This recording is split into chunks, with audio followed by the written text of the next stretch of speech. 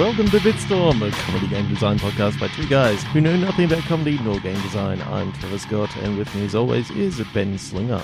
Hi, I am here. And guess what? We don't have a guest this week. That's all right. Yeah, You've been working on Podchaser, and I only reached out to one group of people. So yeah, that's true. No, we've been a bit busy this week, so we didn't manage to get a guest together, but that's all right. It's been a long time, months and months, since Trevor and I have done a Bitstorm by ourselves, so it's going to be fun. And you know what? Other podcasters can do it, so can we. Oh, I don't know. I don't know if I want to be alone on the same podcast with you, Trevor. I'm used to having someone to save me if things come to that. Yeah, especially because, usually you do a lot of the heavy lifting, unlike color commentary. So you're just going to be doing all the lifting tonight. And So you're just going to go take a piss. I won't even notice. I'll just be going on about some ridiculous game with... Yeah, and then I'll have to edit out all my pauses. Yep. Since we don't have a guest, though, I thought I'd mention this podcast network that we joined. I don't think we've actually mentioned it on the podcast, which I feel is kind of shitty, a bit lacking of us. It is kind of shitty. Because they're all loving us, and we're not sending any of our love out to them. So That's right. But this is the Australasian Gaming Podcast Network, AGPN. If you search for hashtag AGPN on Twitter, then you'll get a bunch of great Australasian gaming podcasts. And we actually went to a meetup this week, this past Saturday night in Melbourne, with a bunch of the local podcasters and a few down from Sydney as well. And it was awesome. Yeah, amazing. We all got drunk together and played games, and it's fucking great. Met some awesome people. So, if you follow us on Twitter or Instagram, you would have seen Ben's amazing 2 high scores. But so which podcasts were there? There was Dialogue Options. Yep. There was Reset Podcast. There was the Hungry Gamers were there. Hungry Gamers. There was also the Semicast. Yep. Yes. And OK Games were there as well, weren't they? I think so. I didn't meet anybody from their podcast, I think, but and we did meet Sam, who has guested on the Inconsolables and does some other stuff as well. Yeah. So if you've wondered where, like, Mitch from Pixel Sift and Andrew from the Inconsolables, they're all part of the AGPN as well. Daniel Mason from last week was on the is also another AGPN member. Pete Corelli is now in the AGPN from Game On Australia. So pretty much all the podcasters that we've been talking to lately, they're all come from this network. I thoroughly recommend checking out Reset Podcast, Hungry Gamers, Semicast, Dialogue Options, Game On Australia, Inconsolables. Just literally line up every single one and just listen to the latest episode of each and tell them that we sent you. Great bunch of people. They've all been really kind and welcomed us into the group. So now that love fest is over, I think we should play some click pitch, some 2-player click pitch. It's going to feel limiting with only 2 words per pitch, but maybe it'll feel more freeing though, because we've got more places that we can go and we're less limited. Half the time we just end up ignoring one anyway, so... Yeah, so we'll just go with 1 word now. How about no words? How about we just make up games? No, let's get a prompt. So for those who may not have listened before and who managed to sit through that long intro, Click Pitch is a game we play where each of us has a random word generator in front of us, and on the count of 3, 2, 1, click. We click to get a new word, and based on the combination of those words, we are going to come up with a game idea. And let's see how it goes. Let's do it. 3, 2, 1, click. Constitution. Blowing. Oh no. Okay. Now, depending on how we take Constitution. Either way could. I guess there's more depending on how we take blowing, actually. So Constitution often when it comes to games, I'm thinking like the D&D sense of, okay, how just your general, I don't know, what's the definition for Constitution when it comes to that, like your hardiness kind of thing, how much poison affects you, stamina usually comes from your Constitution, that sort of thing. Mm-hmm. So we could take it there, or we could obviously go to the document. Well, if you take it to the document, you can have it like you've got the Constitution sitting there with lots of dust on it, and if you blow too hard, you actually blow a hole right through the bastard. So you've got to just gently blow the dust off. Now, whether you use, like your breath into like the 3DS microphone or whatever. I was thinking that instead of you controlling a mouth in the game, you actually control like a thing of compressed air. Okay. So you can blow a hole right through the bastard really easy with like compressed air. So you sort of use breath mechanics into the mic, and depending on how hard you blow into the mic depends on how hard the flow of air is from the compressed air gun. Yeah, well, I like this idea. So it's kind of an archaeological, like Nicolas Cage National Treasure kind of thing. Mm-hmm. Tracking down these old documents. One of, maybe the final boss is the US Constitution. Yep. But I think with the blowing mechanics, I kind of like the idea of it. Instead of literally blowing with your mouth, it's more of a surgeon simulator kind of situation where you've got these heavily analog controls that are controlling each upper and lower lip, and then like the compression of your lungs kind of thing. So, and maybe like the direction of your head. So it's just this... let's try to work out the controls. Let's try to figure out how that would go. So you're taking a mechanic that's never really been used well, like blowing mechanic, and turning it into QWOP. Well, it's not QWOP. Exactly. QWOP is very digital. Right? You're either pressing a button or you're not. I'm thinking... Analog QWOP. Analog triggers for your upper and lower lip, and that like...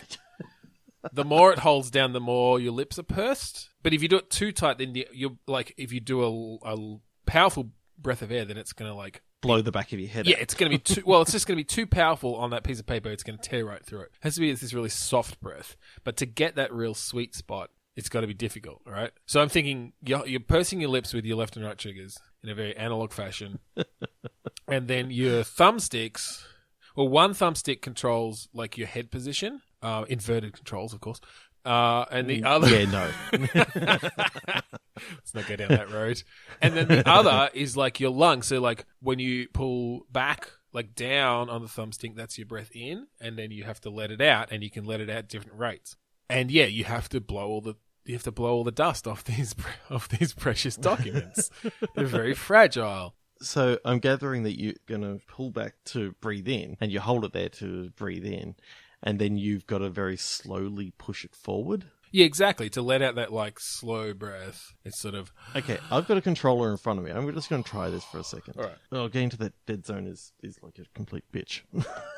Yeah, it's hard, because the dead zone it's is hard just to move pulling that it slowly. Yeah, it's pulling it right into the really middle. Fun. Okay, but just and hard mode is that you'd have to do that for the whole game. Like if you have to keep breathing even when you're running around finding the documents. So you're pulling in, out. Yeah, in out. It's out. All right. If you forget too long, then your character just starts going blue, falls over, dies. So that's hardcore mode. Yeah, that's your hardcore mode for sure. Oh, see, I was thinking hardcore mode is the same thing but with nostril control instead. Well, maybe there's a modifier. Maybe we're already using the triggers. I guess maybe the bumpers. Like if you're holding one of the bumpers, then that means you're breathing through the nose instead of the mouth. And so you could have you could add some extra complexity around that. Or maybe each bumper is one nostril. And and that's you holding in that nostril. And the thing is, these documents have been there for so long. There's some really bad bugs that are like viruses that could be hanging around that humanity's never seen before. If you get too sick, then your nose is going to be all stuffed up, and you have to make sure not to like breathe snot into your brain through your nose. Disease meter gradually goes up. Like, yeah, exactly. Oh shit, breathe through my mouth. But you don't get as like deep a breath if you suck it into your mouth. You have to get that real nostril. and then, as it I'm just imagining now that like I love this. Anyway, go on, yeah. Right at the end of each level, you actually like how you got A level and B level and S level for a lot of these games. Yeah. You've got like mouth breather and yeah. and like all these other sort of things Pavarotti. For lung control and all that sort of stuff, and it's like different stats. You could actually got like one of those have different stats, and that enables to have trophies for the PlayStation Store and the it could have like you could have a little graph of your like blood oxygen level throughout the whole like period of that level. Mm-hmm. To make sure that you did keep breathing the whole time. Like if it dips too low, then you're not going to get your full score. And yes, the Constitution is the end, but maybe you got another level where you're driving to the museum and you get pulled over for a random breath test. So you know how you got to like keep breathing till I say breathing stop the whole time. So you can't do a too fast a breath because you're only as you're pushing it forward that is continuing the breath. But it's such a small thumbstick area that trying to keep that going for the amount of time that you really need to get it going, which is like 5 seconds. Yeah, absolutely. It has to continually be moving forward. If it moves back at all, he asks you to start it again in the hardcore mode. And then there's bonus levels where it's a cutscene and you go home and there's a surprise birthday party for you and you have to blow out the candles in one breath. But in that, you've also got to control where you're blowing, like the movement of the right thumbstick, like left and right. Then sort of. Oh, is that blowing? Oh, well, that's what I was saying, that the left thumbstick moved your head around. But maybe the right, maybe you can like put some English on your breath. Yep. If you don't go completely straight. It's basically like one of those golf games where you chip the ball a bit if you don't do it straight. But maybe you want to do that intentionally sometimes to like curve your breath wanted style, like bullets. Because there could be like challenge. I'm like, fuck, there's so many things you could do with this control scheme. Because there could be like challenge missions where there's a candle behind a wall of glass and you have to like blow around it. And you could take advantage of like breezes and stuff. Maybe as you level up, you get to start seeing like air currents through the air. Fuck, you could go so many places with a breath-based game. You know what could actually be telling you which way the wind's sort of going, just like a pinwheel, Yeah, okay. You're just carrying around a pinwheel. I'm even thinking that there's one in every level, and it sort of tells you which way the wind's blowing. It just happens to be, or a windsock or something. It's a piece of string on a stick. But then you could have like some Rube Goldberg-esque stuff that you've got to like set off, something in motion with your breath, and then something else happens, and then you got to breathe at the right time to. Well, because you could also take this, and we're moving away from Constitution, like finding ancient documents, but maybe your day job, you're a cop, and so you have to put fingerprint powder on stuff and blow that off.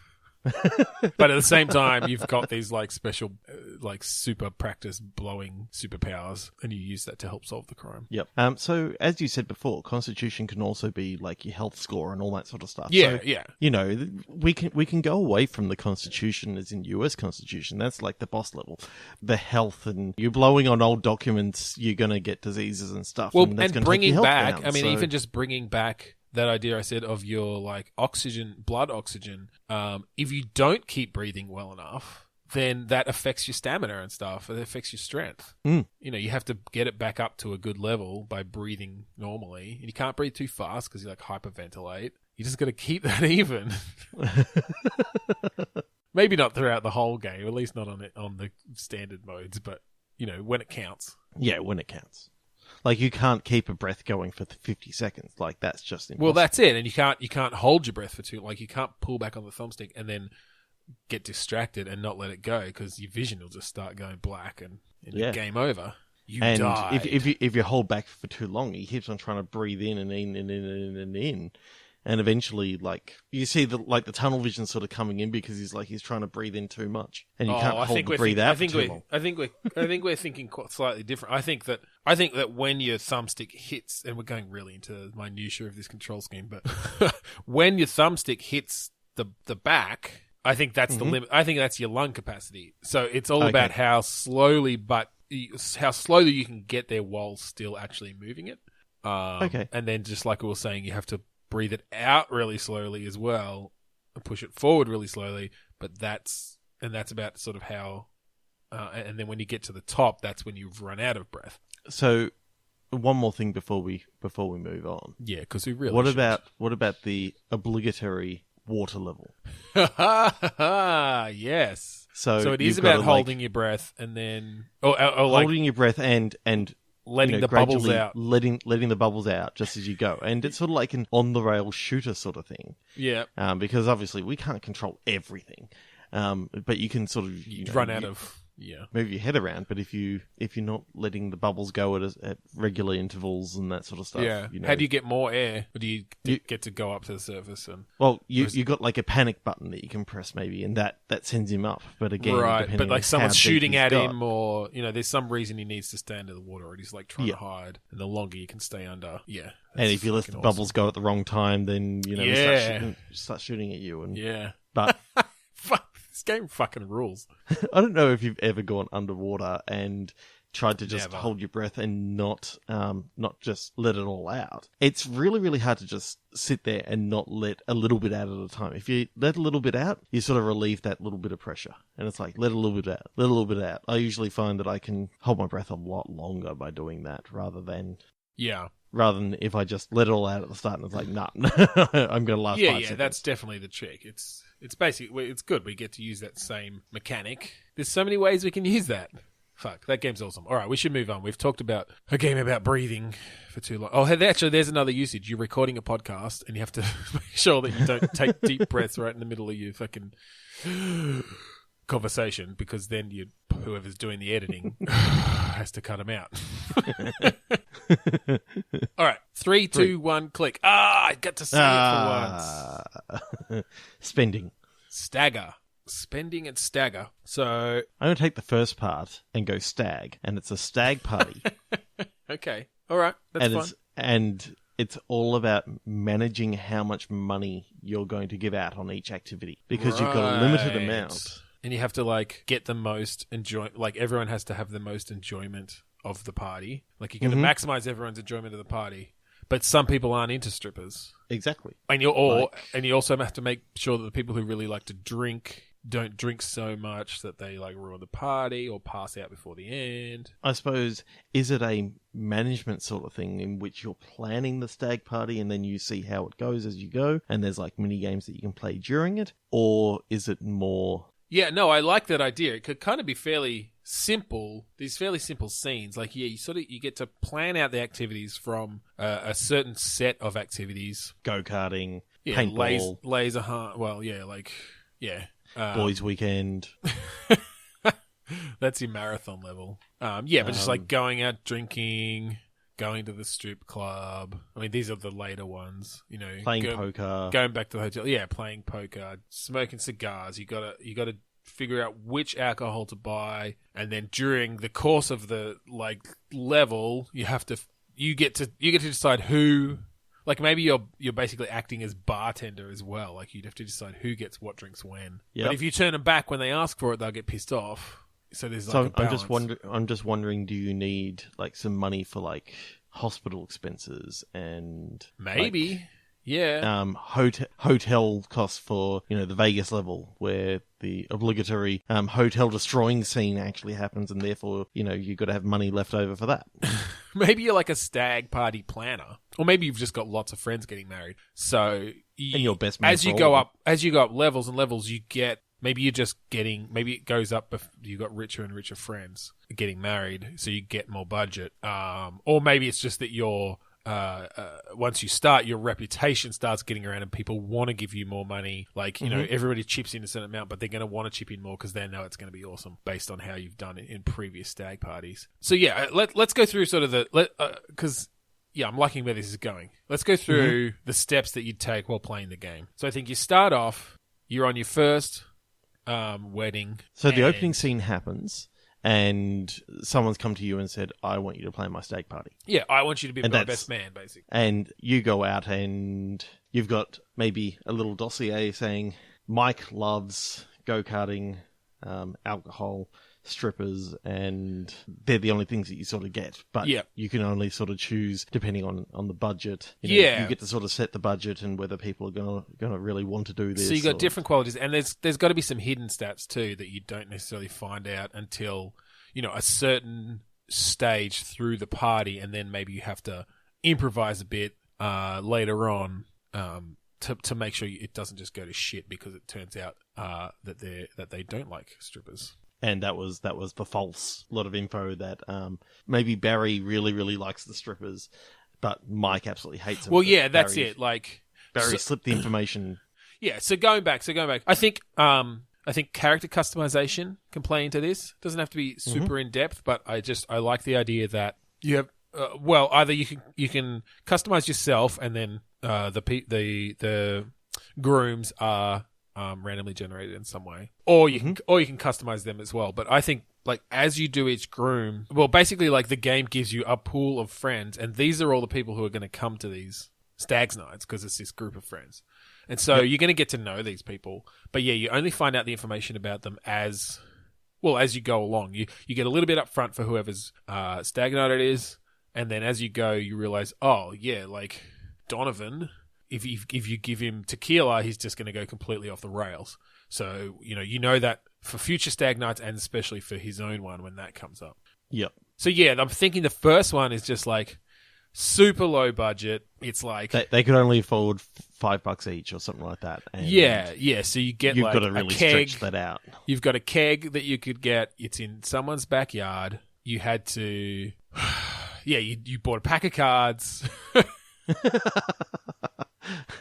And downloaded a whole heap of movies off Pirate Bay. Yeah, they're porno cards at least. You shell out the extra $5, you might get a bit out of it because they're porno cards. Until you find out that Justin is gay, and so I mean, he's just that's fine. He's just not going to be as into it. He's not going to get that boost. But that also means that he's not going to ask for you to organise his stag party when he gets married, because in this amazing reality, it's in Australia, and that's not legal yet. The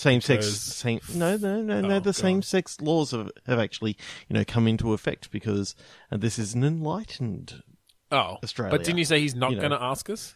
Yeah, but I think he's going to have a stag party, and we want him to ask us. So therefore, you're going to want to. All right. Yeah, you're saying you're going to want to impress him, right? Because we didn't please him well enough. He didn't have enough fun at this stag party. He might not ask us to do his. Exactly. Right. That I got very mixed up in my head.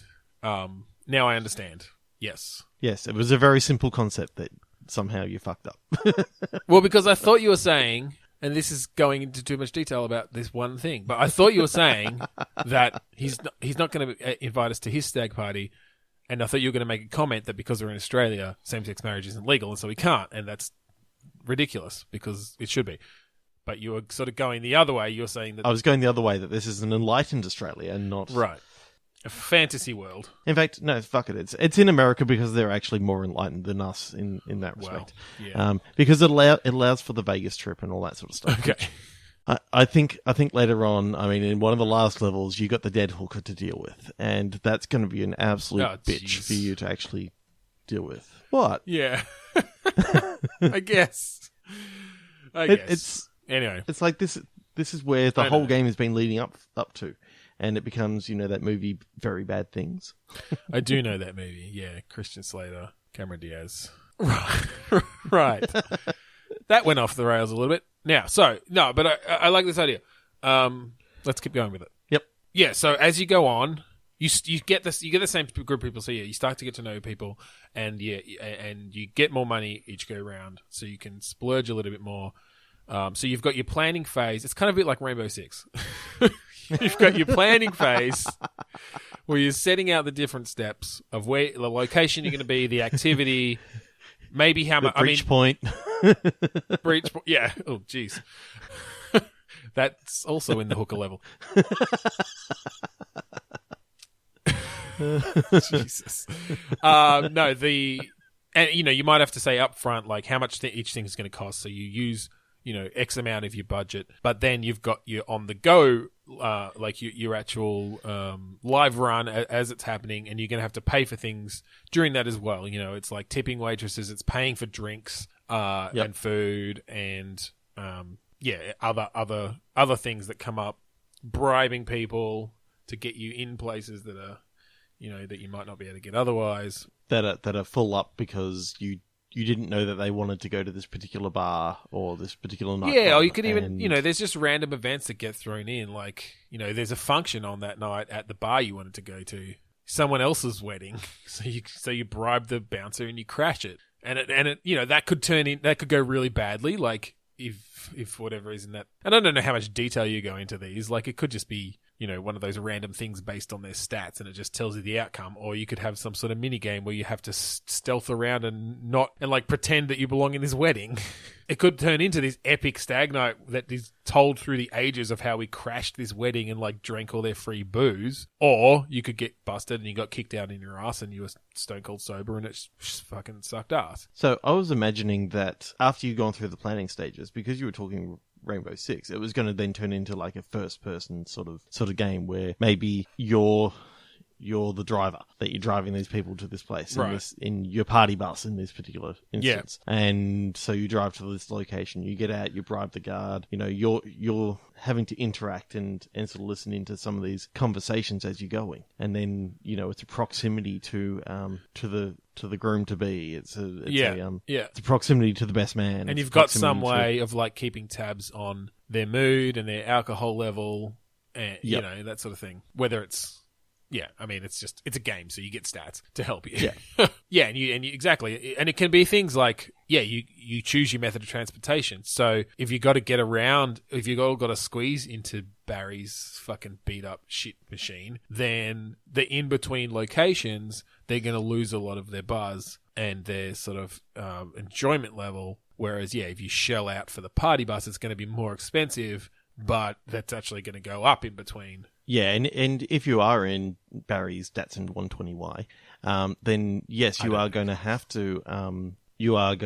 a much cheaper time, but then someone has to remain sober to actually drive. Whereas if you're doing the party bus, then that's interesting because because you were saying we're the driver, so I just assumed we'd be the designated driver each time. But I suppose you could, if you got a bus or hired someone, do you have to then monitor your own alcohol levels as well and how much fun you're having? Is that part of the the balance, or does that make it too difficult? I think in a harder mode, then maybe you have to actually monitor your own enjoyment level as well, because. I mean, technically, you've got to do that anyway, because if you're playing this game and you get bored, well, yeah, then you've got to stop playing, and then you're not going to reach drink the as much level. as you like outside of the game. So it comes with DLC that comes in the form of vodka and tequila. No, I'm thinking it comes with a pack-in breathalyzer, so that if you actually do drink outside of the game, then you can't drive them home. Because if you get pulled over, you're fucked, and then you have to hold back on the stick and breathe. This is just part of the DLC for the other game. No, this is awesome though. I really like that general idea of place to place. You're sort of really having to balance their mood and alcohol and different stats. Make sure they don't get too high as well. I meant make sure their stats don't get too high, but also make sure your people don't get too high. They can be part of it. Yeah, especially if it's in America, if it's in one of the states where it's legal. Oh, of course. And we don't condone anything illegal except for the prostitution and except for killing hookies, killing hookies. We don't condone killing hookers. No, it's just occasionally. It just happens in the game. For Sexual violence is really not. We should not go there. What was I going to say? But yeah, just and you want it to reach that peak right at the end of the night. It's sort of the timing of balancing it that whole way through, and then just reaching that peak, and that's how it becomes this epic thing. And then maybe there's a hangover next morning minigame. That's DLC. Hangover is the DLC. It's a hangover movie tie-in. But all right, let's do one more click pitch. 3, 2, 1, click. Ooh, lover. Attach. Attach lover. Okay, so this is going to go a little bit weird, but bear with me. All right, try not. You're a dog. Okay, that's all right. I was going to say try not to be too sexist about this one. Not that we were necessarily before, but you're a dog. All right, and it just so happens to be a dog lover game, and this is biological, but what happens when dogs are having sex, but then they try to stop in the middle of it? There's something called a knot, so they're actually attached. Come on, Trevor. We can't make a game out of the knot in a dog's penis. For fuck's sake. 3, 2, 1, click. Trevor.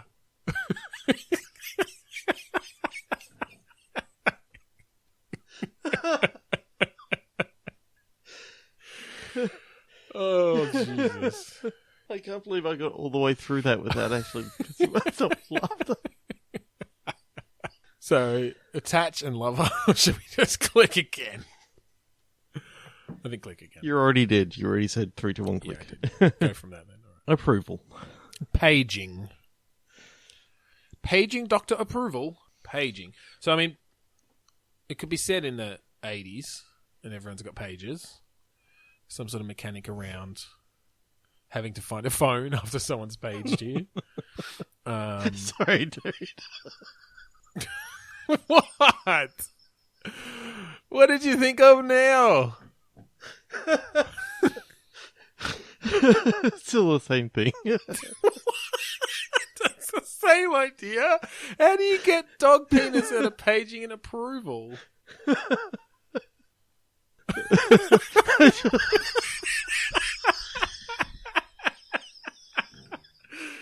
Oh, you fucking lost it. I love it. Hey, Trevor, grab your thumbstick. Breathe in, breathe out. Oh, shit. I didn't realise how funny this is. I need my puffer. Okay, so paging and approval. I still don't know how you got from that. Anyway. Or are you just still laughing at the idea? I was still laughing at the idea and trying to work out a way of actually bringing them up again, and it just... you just... Oh, shit. Right. I've actually got a headache now. All right. Okay, so paging and approval. Yeah, so 80s pages. Yep. I'm not sure where the approval comes in. Or maybe you're in school in the 80s and you get paged and you have to get to a phone without getting the teacher's disapproval. So just basically, okay, you know, it's a school-based stealth game. We've been paged, and you have to make it to the public phone, you know, in the office, or I don't know, where would a public phone be in a school? Do they even have just them? any phone, even? Yeah, I guess. I guess it can be any phone. Yeah, actually, that's a good point. So if you go for the receptionist's phone in the office, you got an extra challenge. But if you go to the payphone, you need to have some coins. But it's closer. Yeah, well, it depends on what classroom you're in, right? So, because you got a pager, is it like when you're slightly older? So say college? Well, I'm just thinking like late high school. Okay, late high school. Like year 10, 11, 12 sort of thing. Seniors for Americans, I guess. Mm-hmm. So, you know, like 16, 17 kind of age. So walk me through it. You're sitting in a class, you get a page, your character looks down. So there's a few different aspects here. The level starts, you're sitting in a classroom.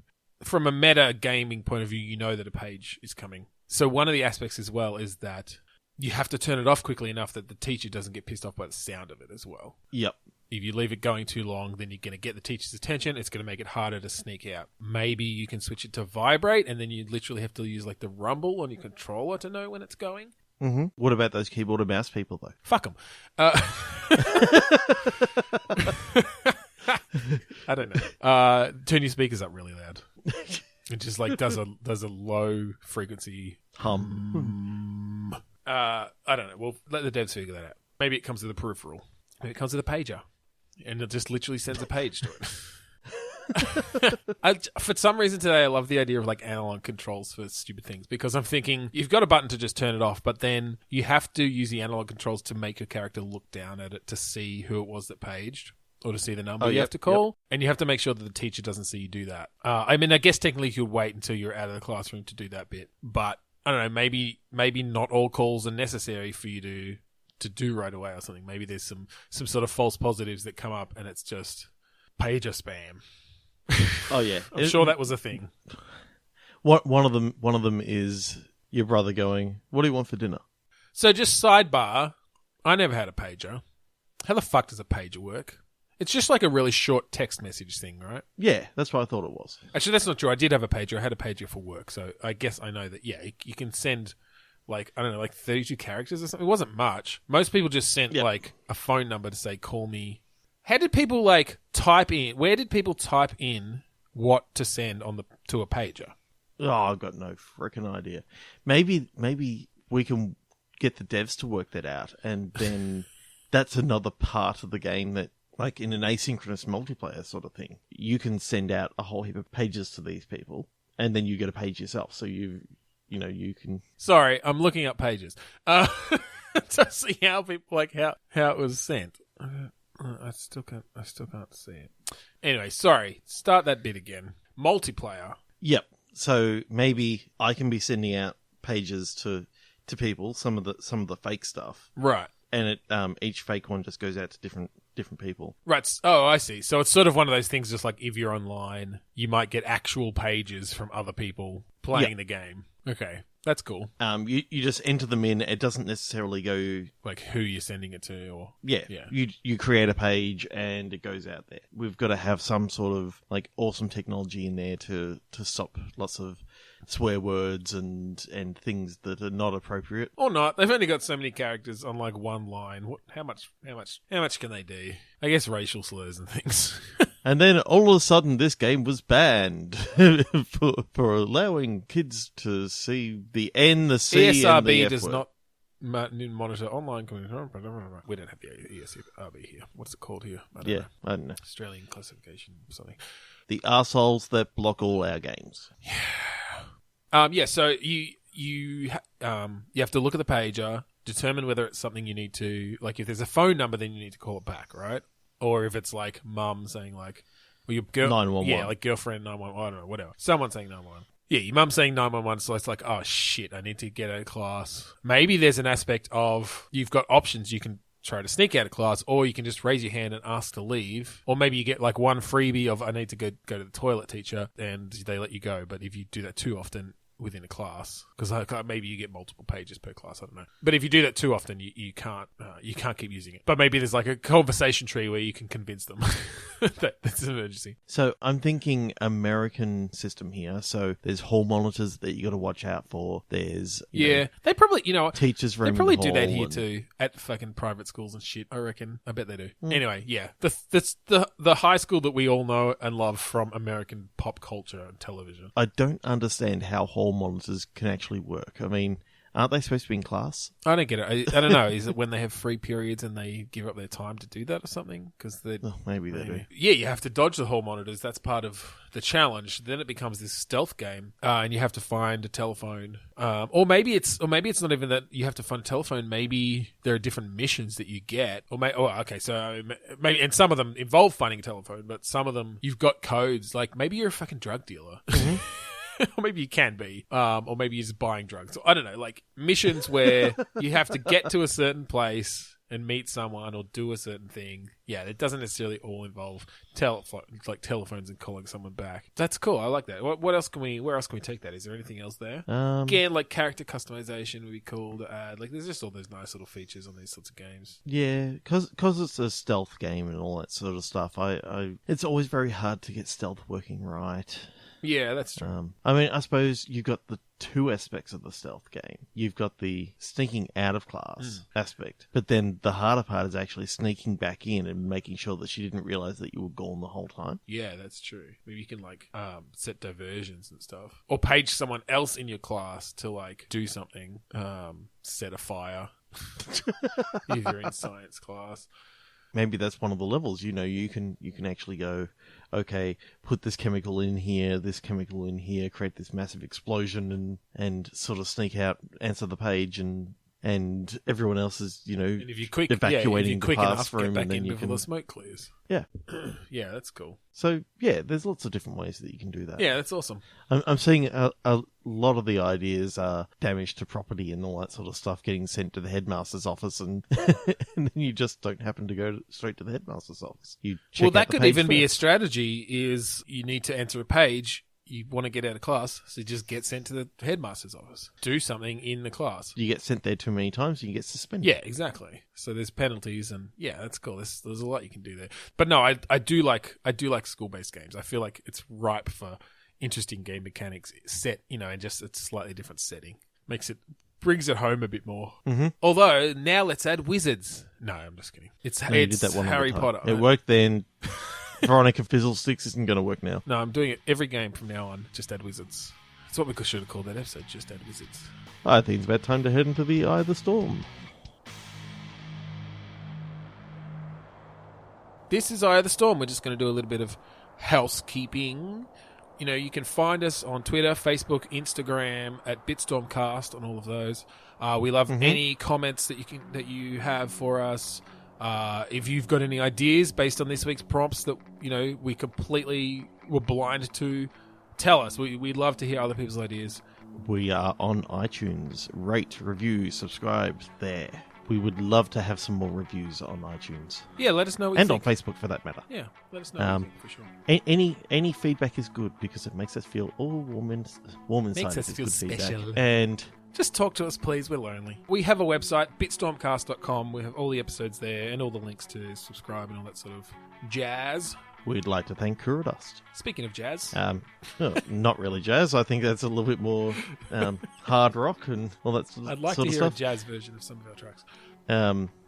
So if you haven't checked out our album Containment Failure by our ex-band Kuradust, then go check that out, kuradust.net. We'd like to plug AGPN. We'd like to plug AGPN. We'll be quick because we spent like 10 minutes on it coming into the episode, but it's a great community, the Australasian Gaming Podcast Network. Search for that on Facebook.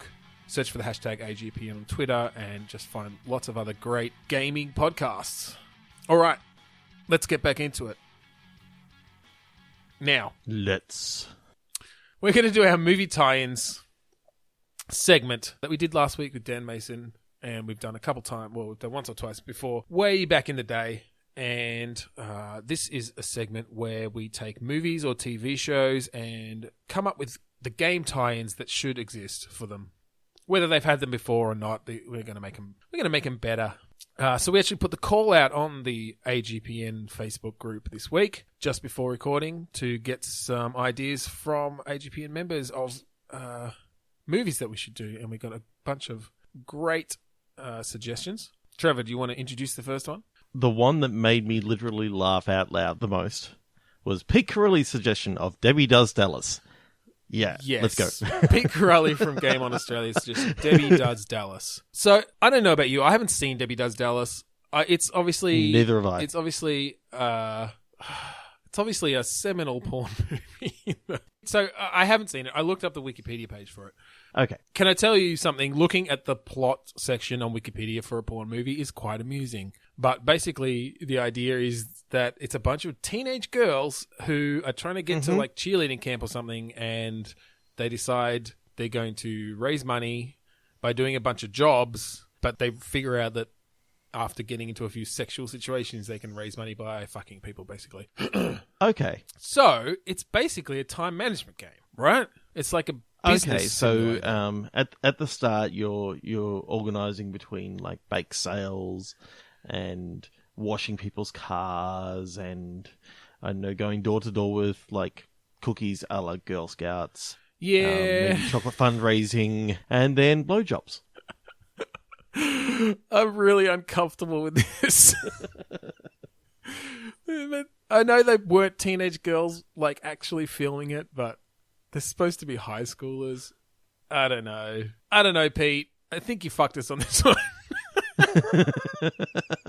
I'm not sure we can take that anywhere. No. So Andrew Dottoli, who we have had on before, and from the podcast The Inconsolables, suggested that we need a better tie-in for Scarface. So there was a Scarface game, which is basically, from what I recall, like an open world sort of thing, wasn't it? It was set after the end of the movie. Right. So the whole movie happened and then it somehow continued. So again, I haven't seen the movie. I know that's a bit of blasphemy in some circles. So unlike me giving you crap for not having seen Sharknado last week, I also have to put my hand and say, sorry, I haven't seen Scarface. I've got it, I just haven't actually seen it yet. So let's just base it on what we know of it. It's about a gangster, there's cocaine, and that has a scar on his face. He's got a scar on his face, and he wants people to say hello to his little friends. So maybe it's about these little cocaine goblins who are his little friends. Okay. And they like deliver the cocaine for him Maybe it's a bit of like a Pikmin sort of situation where you're like controlling a bunch of them, like picking up cocaine, taking it to the right place. Okay, yep. You know, make sure that... So they're kind of like, you know, in South Park, how you got the underpants gnomes. So they're kind of like, when people are asleep, they go out into, I don't know where cocaine comes from, maybe the cocaine fields, and they go and pick it. Yeah. Basically. Pick the little baggies off the tree. Yeah, he's enslaved these little goblins. And you have to control them, picking from the cocaine trees. And the little baggies already pre-prepared. Yeah, they just grow in those baggies. It's really convenient, actually. Yeah. And then guide them around and do your deliveries. You know, make sure that the drug runs don't go bad. Given that it's got drug references, it's definitely banned here in Australia. So, oh yeah, we can't use the names of. Well, no, it's only if we. Isn't it only if like we make it out that the drugs have positive effects? So, because I think that was the problem. So if we just make sure that anytime anyone takes cocaine, they get a stat down. Okay, so someone has penicillin, stat down. Someone gets a vaccine. Illegal drugs, Trevor. Illegal drugs. Vaccine, stat down. Autism up. No, not that. I think we've actually talked. Oh no, that was Two Sweary Dads. If you haven't listened to Two Sweary Dads, go check that out. Yeah. Vaccines don't. We did something like 32 episodes of that. All right. Do you have anything more for Scarface? I feel like we're just gonna have to fly through these. Yep. If we want to get through them all, but this is kind of fun. So I'm sort of thinking that maybe with Scarface, that each cocaine like baggie that you sell, you get a new little bit of a new scar on your face. Oh. Well, wait, your character does, or each goblin does? I'm thinking maybe they can't. Maybe the goblins come and etch it into your face just to show how much you've actually gone in the game. Because, well, but I kind of like the idea of you can. His name is Scarface. But, I mean, yeah, that's true. Well, maybe there's a hierarchy of scars in that each time one of your goblins does a drug sell, they get a scar, and so it means you can really identify who your best people are, right? And so you're going to end up having your lieutenants who have been sticking around for a long time and survived a long time, and they're all scarred up, and the newbies are just all clean-faced, baby-faced. So do you have like analog controls to actually give the scars? So it's like that really... The title of this episode needs to have something around analog controls. Sure. You get a knife. You just got full control. It's in VR. You've got one little VR bit, and put the headset on, fucking cut your goblin. Go to town. Cut your goblins, faces. Make them bleed. And depth is very important. Well, you can't make them bleed too much because they'll die. Yes. So, Daniel Mason from last week suggested Birdman. Have you seen Birdman, Trevor? Michael Keaton? Yeah, gonna have to put up my hand and say no. We mentioned Michael Keaton earlier. All right, I have seen Birdman, so I'll just... And it was a couple of years ago, so it won Best Picture, man. Yeah, still didn't get fair enough. Get around to seeing it. So the general idea is it's this like washed-up actor who played a superhero called Birdman in his past life, and he's having sort of a crisis about his career, and he's in this play, and he's kind of going a bit nuts maybe because his old Birdman character keeps talking to him, and there's sort of there's scenes where he's like levitating and flying and stuff, and it's one of those things where you're like, is he imagining this? What's happening? So I'm thinking side-scrolling platformer. Okay. Yeah, because I was going to say, if you're going to do it in 3D, there's one big problem with 3D and the flying scenes. It's just that no one's ever really gotten it right. I mean, flying in 3D? Superman 64, absolute shit. Yeah, that's true, but it's been like 20 years since Superman 64. I think. Yeah, but there's a reason why they haven't done 50 years Superman since as a 1964 bloody... when Superman 64 came out. No. Bad joke. No, okay, I'm thinking it's 2D side-scrolling platformer, and you've got the ability to turn into a bird, into your Birdman character. Yep. But as you do that, it drives you further and further into your crisis and into insanity. Yep. So you can't use it too much. You have to use it sparingly. Right. So the more that you actually use the Birdman, the more Birdman speaks to you. Yeah, like the voices in your head get louder. This is a troubled person. He can't be enabled into listening to these voices in his head and thinking he's actually Birdman. But sometimes you need to fly over a fucking pit. So that's the balance. And I'm thinking, this is going to get this game banned in Australia again. And maybe that's what we need to title this episode. What do people do to stave off mental illness, drugs, and alcohol? Is that what happens in this movie? I mean, he drinks a fair bit. Okay, so it's just alcohol. All right, alcohol. We can do sort of like the you know what really pisses a lot of people off? Inverted controls. So if you want to run left, you got to put it right. Well, no, I think we need to put it left. I think we need to get a bit more look, I'm not trying to stigmatize mental illness. It's a very difficult situation for a lot of people. Alcohol is not the way to go about dealing with it, and either is dwelling on it by becoming a Birdman. So I'm thinking you can use alcohol, and it helps for a little while. Like, it staves off those voices. It keeps you sort of in the now. But as it wears off, it just your mental state goes downhill even further. So there's another sort of balancing act there where you have to make it through the game without either killing yourself with alcohol poisoning or just getting into such a state that you can't actually finish the game. So it gets to a state where he literally doesn't want to get out of bed, and then you've actually lost because you've driven him to depression, severe mental illness. Yeah, I mean, so the end of the movie, spoilers. There's an ambiguous ending because he's in hospital and his daughter comes back in and the window's open and he's gone. And so, it's did he kill himself? But she sort of has this joyous look on her face and looks up into the sky, and it's did he fly away? That's the whole thing. So, yeah, I guess it could end in suicide. That's getting a bit dark, though. That's getting very dark. I mean, unlike the rest of this game. Let's make it really, really happy now and go with Daniel Ryan's suggestion of Stargate SG-1. Yes. Now, why the fuck was this never made into a game? We should have mentioned that Daniel Mason was from the Soap podcast, from our previous suggestion there. Daniel Ryan is from Nonfiction Gaming, and he has a podcast, Game Club, which I haven't listened to, but it looks cool. I might give it a go. Thank you for the suggestion. Yes, Stargate SG-1. Now, they have done at least one or two Stargate games, right? Have they? There was definitely one. Well, there was an MMO that they tried to do, and there was an action shooter that they tried to do. But yeah, none of them have been good, that's for sure. I love, and you know that I love, open world games. Yes. That you can just sort of go around. Yes. One of the latest one of those is Mass Effect Andromeda. You can literally fly between planets and all that sort of stuff. Yeah, it's a Mass Effect style game. Fun? Yeah, a Mass Effect style game. What's more fun than playing a Mass Effect style game, except you're in the Stargate universe with characters from Stargate? You've got to actually get to this other planet and you find a new code that you can punch in and go to a new planet and all that sort of stuff. I think what could actually be kind of cool is that you have to actually find each of the codes, because maybe Earth is actually blocked off.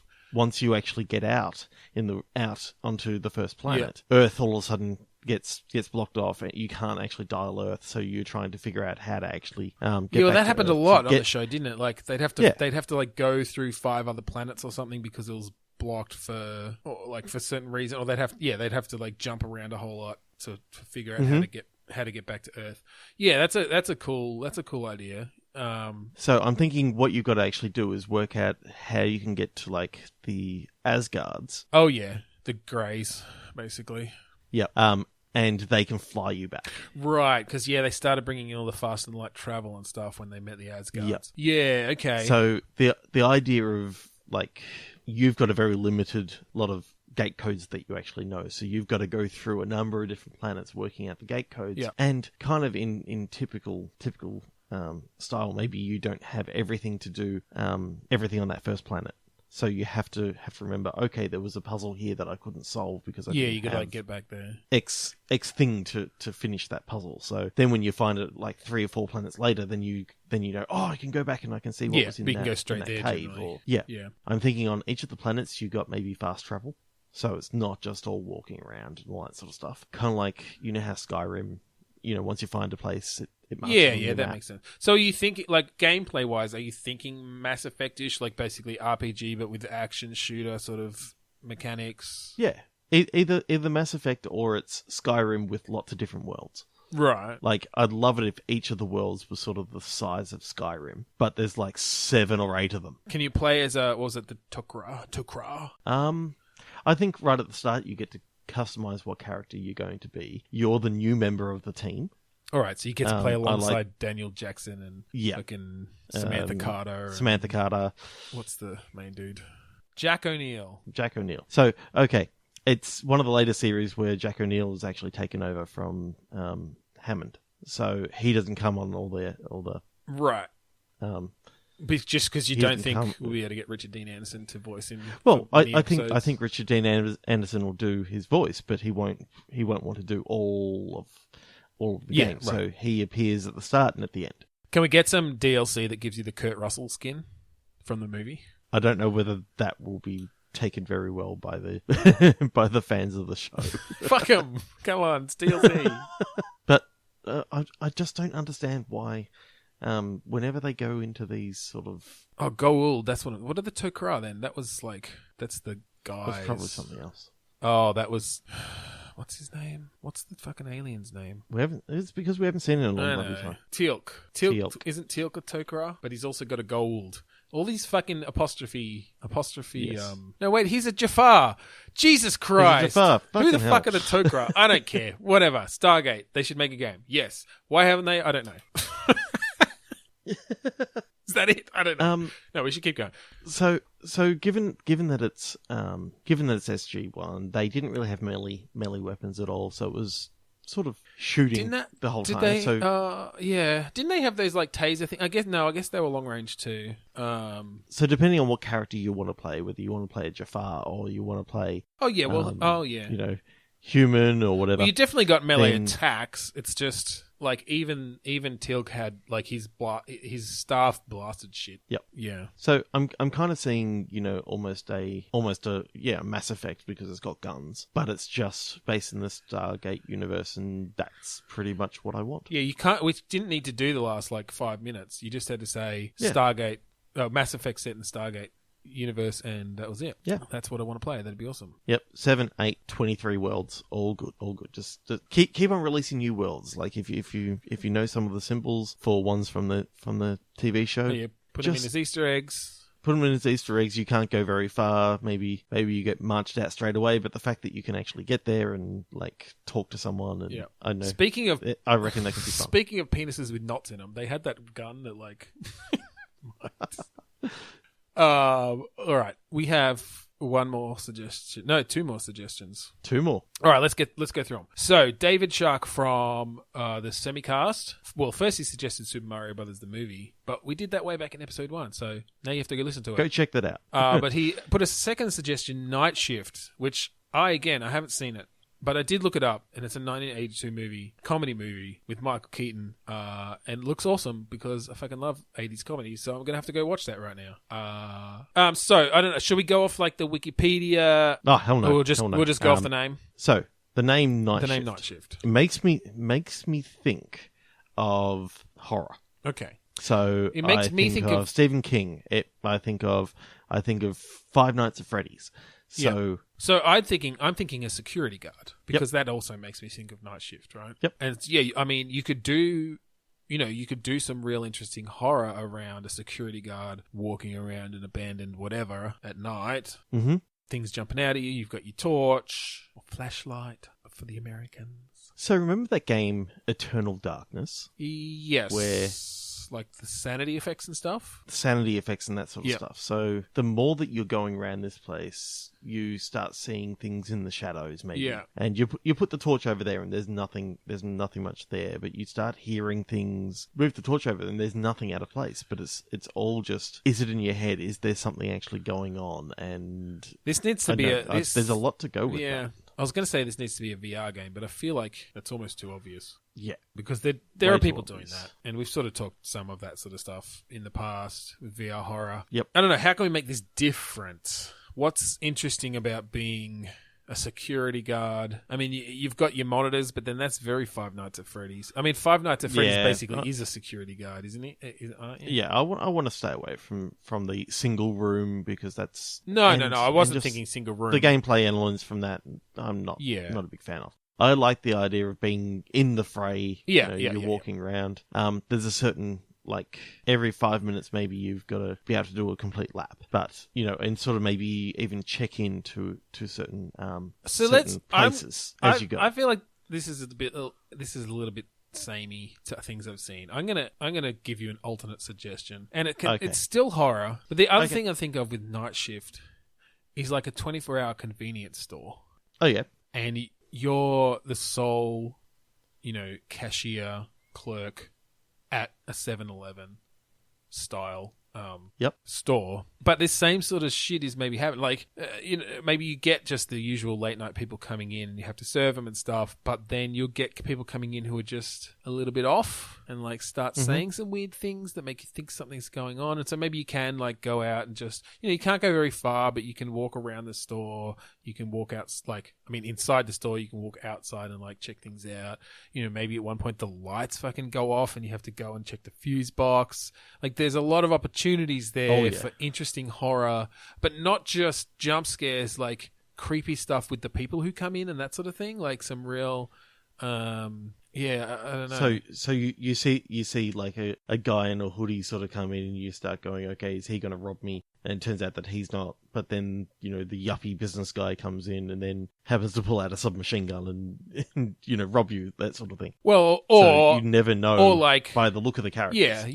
Yeah, that's true. But I'm also thinking like the guy in the hoodie comes in and when you look at him, he's normal. But when you get a glimpse of him in like the round or in the round, like the mirror up in the corner, like the wide angle mirror, you see just fucking like dark smoke and tentacles sort of coming out of his hood. Oh. But only for that, that. Only as he moves past the mirror for a second. But I'm imagining, if it's sort of like you only really see that sort of stuff if it's in like the peripheral of like your... Yeah, I mean, it's hard to do. It's hard to do that well. I think it does need to be... Some of it would have to be just preset, like, that they do only move past quickly for a moment.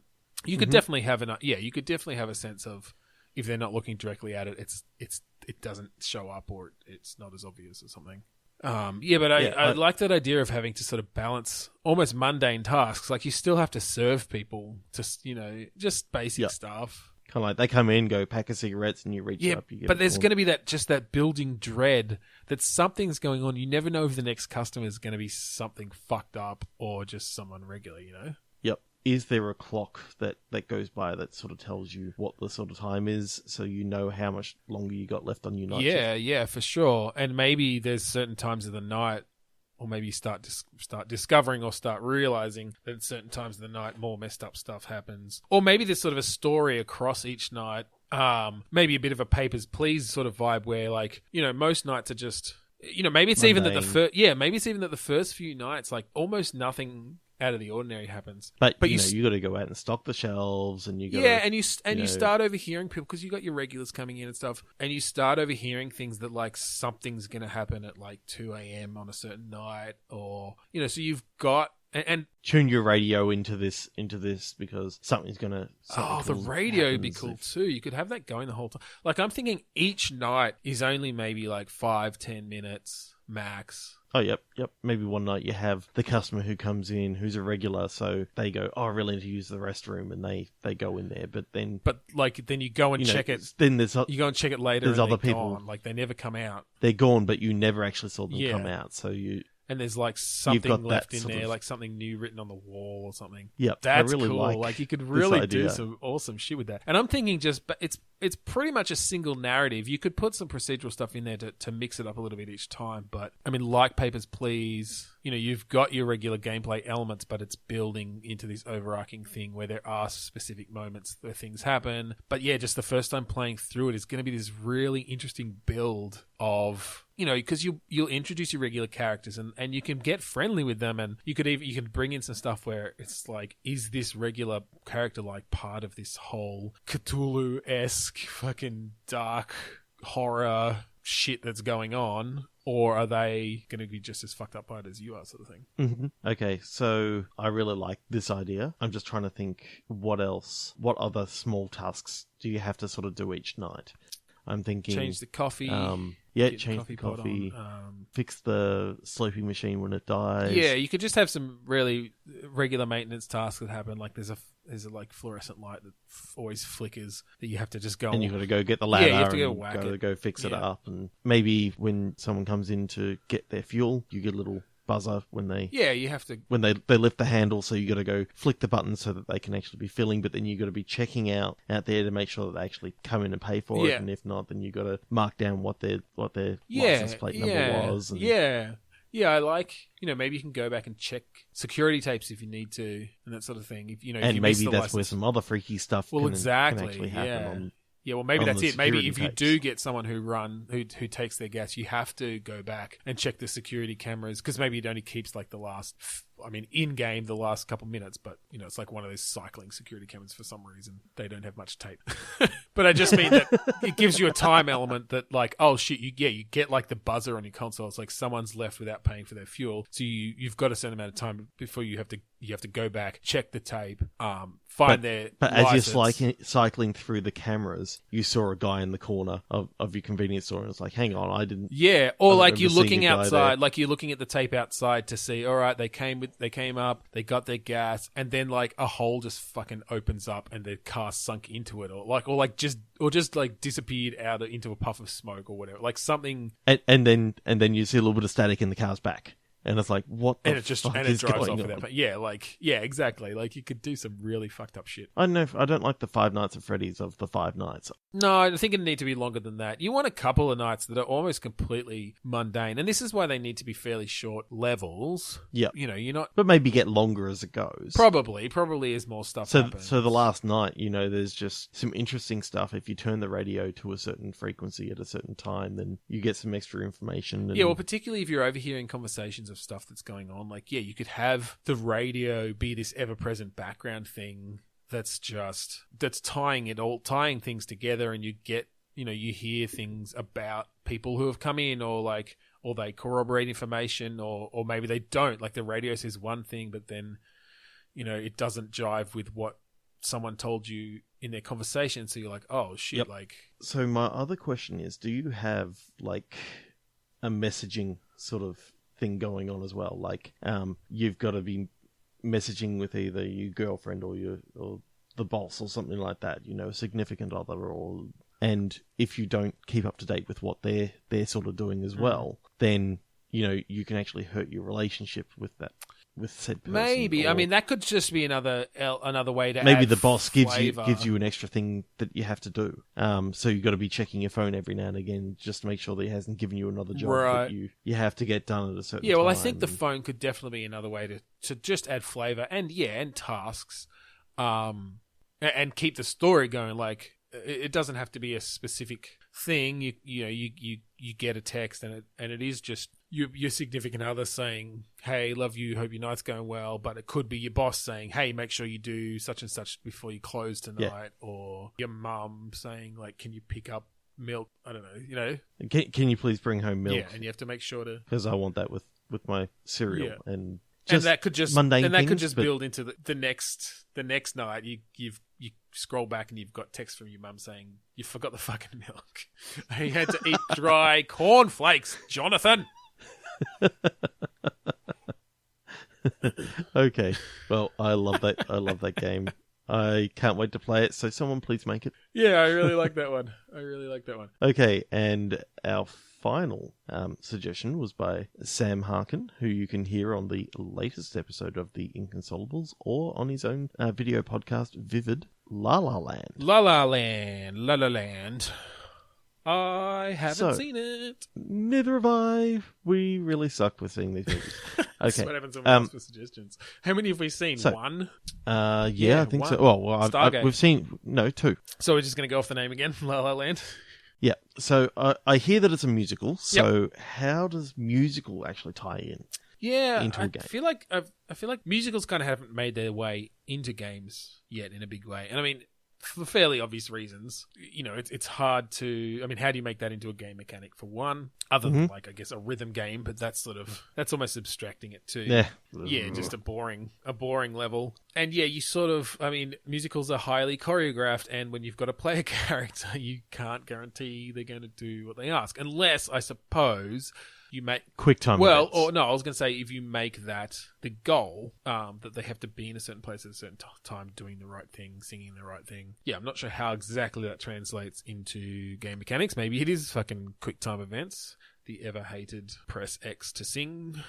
Well, I'm thinking maybe you've got, here are your points that you got to get to and hit a button at this time, but getting there is your sort of thing. Once if you hit that particular spot and hit the correct button at the right time, your character continues to sing the music, and then you sort of have to navigate to the next spot that appears on your. I don't know. And there's like a choreographed sort of dance. That's all well and good. It sounds a bit boring as a game, to be honest. I've got another idea. Okay.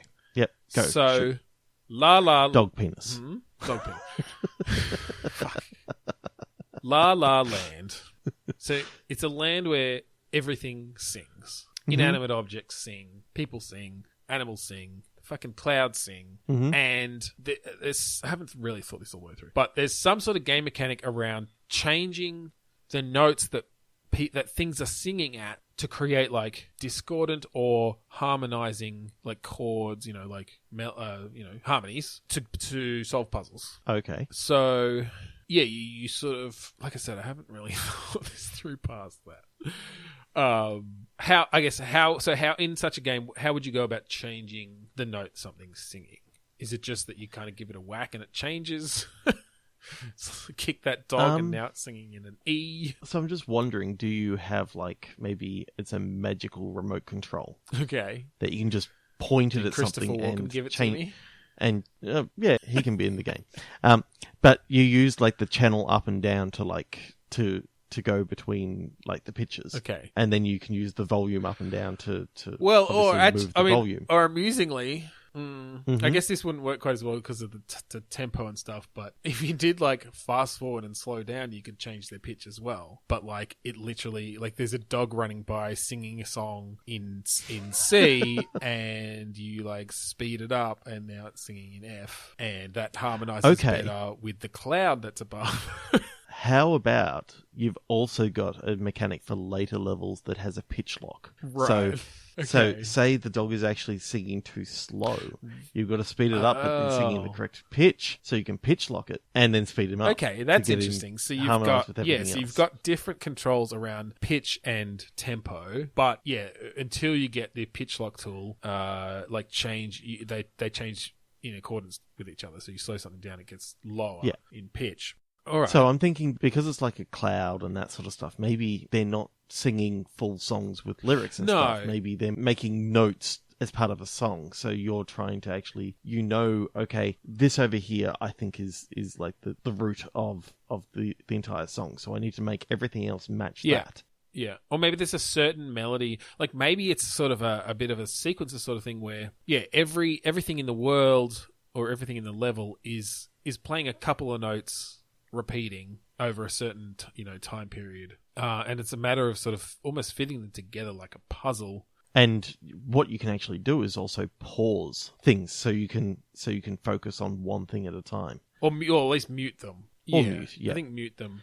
Well, because then you still got maybe you still got the visuals, because there'll obviously be some visuals going along with their tempo and what they're singing, and because maybe there's something around their positioning in the world as well, like it maybe affects where in the loop they start their sequence or something. So there's an element of having to shift them around, get them in the right position, get them right pitch, get them the right tempo. That it's going to end up being a melody that is recognizable as, this is what I'm supposed to be creating here, and like the fucking door opens or whatever, like whatever your end game is, your end goal. Okay, that's cool. Are there any other sort of tools that we can bring in? Maybe you come across someone who sings really badly, you have to auto-tune them. Yeah, I get like just that. for a certain time though, like so you because I think the end result has to be a single performance of this loop basically, and it could be varying lengths of how long. They get longer as you go, and they might add lyrics and stuff. where it's literally, you know, there's someone walking down the street and every now and then they just sing like, hey, baby, you know, and that has to fit in with the song as well. Or maybe like there's multiple people, they're singing different lyrics and you have to get them to line up right. And in the right order. And so therefore maybe you do have to pause them to make sure that they're coming in. Okay, I want them to come in now. Well, yeah, that's sort of what I meant. Baby. Well, but mate, I'm thinking about it as a really, like, you're just interacting with these people in the world. So it's not necessarily that you have to pause them. Maybe you have to, like, go over there. Like, maybe you have to put something in front of them so they have to go around it so that by the time they get to the other person, the person who's singing, like, I want to fuck you, hey, baby, like, that they line up properly. Yeah, I feel like that's really cool. Like, you could do some really interesting shit there. I like that. Fuck, we're coming up with some really awesome ideas this week. Fuck having guests on. They're holding us back. No, we love it. We love our guests. We love our guests. They're awesome. We really love our guests. But I think that's actually going to do us for tonight. Yeah, we've run pretty long. Thank you for joining us here today on Bitstorm. I know it's been a little bit different having just us two, but hopefully you've enjoyed it. We had fun. We certainly did. We always do, but... Always do. But this was a nice refreshing change. It was a nice change, for sure. I'm Trevor Scott. And I'm Ben Slinger. So, a game where you have to sneak out of class when you get a page and go find a phone? I'd play that.